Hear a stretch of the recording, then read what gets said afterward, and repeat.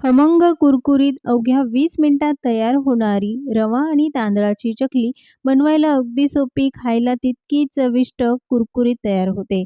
तुम्ही पहिल्यांदा जरी चकली बनवत असाल तर 100% परफेक्ट चकली तयार होईल. चकली करताना जराही तुटत नाही आणि काठीही अगदी सुरेख येतात. कोणतंही जास्तीचं साहित्य लागत नाही. आवाजावरूनच अंदाज आला असेल, अतिशय खमंग कुरकुरीत ही चकली तयार होते. दिसायला जितकी सुंदर दिसते, खायला तितकीच चविष्ट.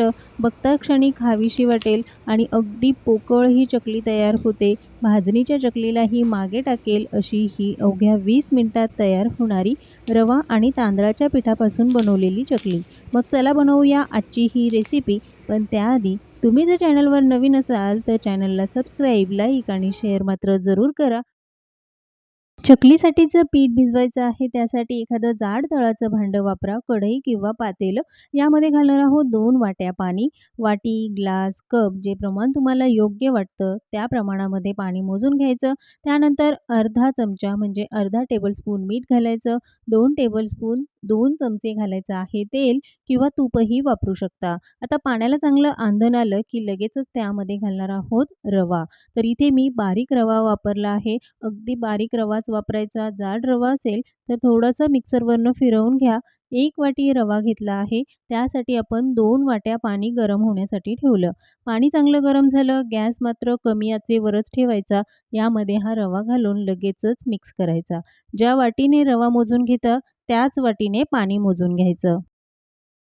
रवा घातल्यानंतर लगेचच व्यवस्थित मिक्स करायचं. एकजीव करत असताना त्यामध्ये गुठळ्या होता कामा नये. जर गुठळ्या तयार झाल्या तर त्या व्यवस्थित मोडून घ्यायच्या, तरच चकलीचं पीठ व्यवस्थित तयार होईल. 5 ते 6 मिनिटं कमी आचेवर रवा चांगला शिजवून घेतला. थोडंसं घट्टसर होईपर्यंत आपल्याला शिजवून घ्यायचं आहे. रवा शिजवण्यासाठी 5 ते 6 मिनिटं लागतात. गॅस कमी आचेवर ठेवून हा रवा शिजवायचा. जर वाटलं की थोडासा ओलसर आहे किंवा पातळ झाला तर अगदी अर्धा ते 1 मिनिटासाठी शिजवून घ्या, पण खूप पातळसर ठेवायचा नाही. 5 ते 6 मिनिटामध्ये रवा व्यवस्थित शिजला जातो आणि जे पाण्याचं प्रमाण आहे ते जर योग्य असेल तर चकलीसाठीचं जे पीठ आहे ते अगदी परफेक्ट तयार होते. रव्याचं हे मिश्रण व्यवस्थित शिजलं आहे की नाही कसं ओळखणार? तर कढईला रवा अजिबात चिकटलेला नाही. एकसंध हा गोळा तयार होतो. म्हणजेच मिश्रण व्यवस्थित शिजलेलं आहे. गॅस बंद करायचा. तयार केलेलं मिश्रण एका मोठ्या ताटात किंवा परातीमध्ये काढून घ्यायचं आहे. रवा बऱ्यापैकी गरम आहे. चमच्याच्या साहाय्याने थोडासा मोकळा करून घेऊया आणि एकसारखा करून घेऊ. रवा हलकासा कोमट करून घेतला की लगेचच त्यामध्ये मसाले घालायचे आहेत. अर्धा चमचा हळद, 2 चमचे काश्मीरी लाल तिखट घातलं आहे. चवीनुसार मीठ घालायचं कारण रवा शिजताना देखील आपण त्यामध्ये मीठ वापरलं. 1 चमचा घातलेला आहे ओवा, 2 चमचे घालायची पांढरी तीळ.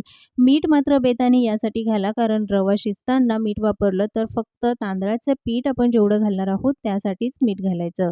2 वाट्या यामध्ये तांदळाचं पीठ घालून घ्यायचं आहे. 1 वाटी रवा, 2 वाट्या तांदळाचं पीठ आणि हे व्यवस्थित मिक्स करून घ्यायचं. रव्याचं जे मिश्रण आहे ते बऱ्यापैकी गरम आहे. आधी चमच्याच्या साहाय्याने ते चांगलं एकजीव करून घ्या. रव्याचं मिश्रण बऱ्यापैकी गरम आहे. त्यामध्येच मसाले आणि तांदळाचं पीठ व्यवस्थित मिक्स करून घ्यायचं आहे.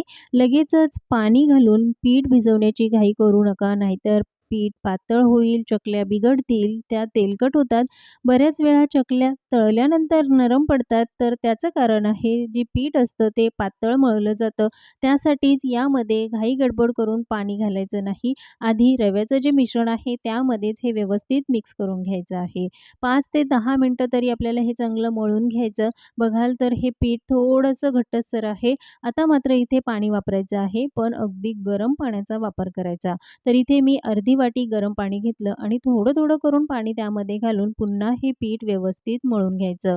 खूप जास्त पातळ ही पीठ नको, त्यामुळेच पाणी घालताना थोडंसं बेताने घाला आणि गरम पाण्याचाच वापर करायचा, थंड पाणी वापरायचं नाही. अर्धी वाटी गरम पाणी थोडं-थोडं करून घालून हे कणिक थोडंसं घट्टसर भिजवून घ्यायचं. पण 7 ते 8 मिनिटं तरी ते व्यवस्थित मळून घ्या. जर पीठ व्यवस्थित मळलं गेलं नाही, तर चकली करताना तुटते, त्याचे तुकडे पडतात. तर यासाठीच हे कणिक व्यवस्थित मळून घेणं गरजेचं आहे. इतपत घट्टसर ही कणिक भिजवून घेतल्यानंतर लगेचच चकल्या बनवायच्या, कारण पीठ वेगळं असं मुरत ठेवण्याची अजिबात गरज पडत नाही. चकलीच्या साच्याला थोडंसं तेलाने ग्रीस करून घेतलं की लगेचच त्यामध्ये पीठ घालून घ्यायचं आहे आणि चकल्या बनवायला घ्यायच्या. तोवर तेल मात्र गरम होण्यासाठी ठेवायचं, कारण चकली तळताना तेल गरम असणंही तितकंच गरजेचं आहे.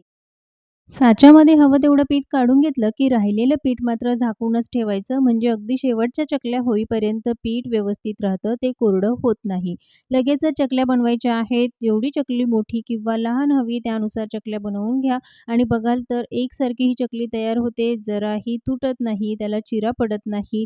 सुरेख असे काटेही चकलीला येतात. यासाठी त्यामध्ये पाण्याचं प्रमाण योग्य असणं गरजेचं आहे आणि पीठ व्यवस्थित मळून घेणं देखील तितकंच गरजेचं आहे. अगदी इन्स्टंट 20 मिनिटात तयार होणाऱ्या या चकल्या दिसायला जेवढ्या सुरेख दिसतात, खायला तितक्याच चविष्ट लागतात. चकल्या बनवून घेतल्यानंतर लगेचच तळूनही घ्यायच्या आहे, पण तळण्यापूर्वी तेल मध्यम आचेवरच गरम करायचं. खूप मोठ्या आचेवर गरम करायचं नाही. कढईत मावेल एवढ्याच चकल्या कढईमध्ये सोडायच्या. गॅस कमी आचेवर ठेवून चकल्या तळायच्या आहे.